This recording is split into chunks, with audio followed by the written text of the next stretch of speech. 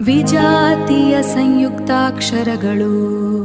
ಯಾವುದೇ ಪದದಲ್ಲಿ ಎರಡು ಬೇರೆ ಬೇರೆ ವ್ಯಂಜನಗಳು ಬಂದು ನಂತರ ಸ್ವರವೊಂದು ಬಂದರೆ ವಿಜಾತೀಯ ಸಂಯುಕ್ತಾಕ್ಷರಗಳು ಎನ್ನುತ್ತೇವೆ.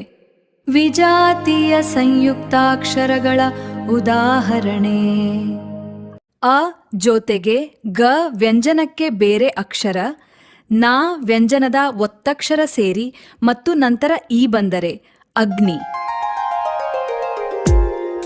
ಅದೇ ರೀತಿ ಸೂರ್ಯ, ಮಗ್ನ, ಸ್ವರ, ಪ್ರಾಣ, ಆಪ್ತ.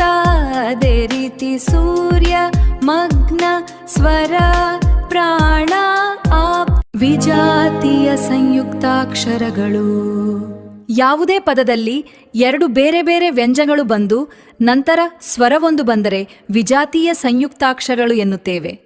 ವಿಜಾತೀಯ ಸಂಯುಕ್ತಾಕ್ಷರಗಳ ಉದಾಹರಣೆ: ಅ ಜೊತೆಗೆ ಗ ವ್ಯಂಜನಕ್ಕೆ ಬೇರೆ ಅಕ್ಷರ, ನ ವ್ಯಂಜನದ ಒತ್ತಕ್ಷರ ಸೇರಿ ಮತ್ತು ನಂತರ ಈ ಬಂದರೆ ಅಗ್ನಿ.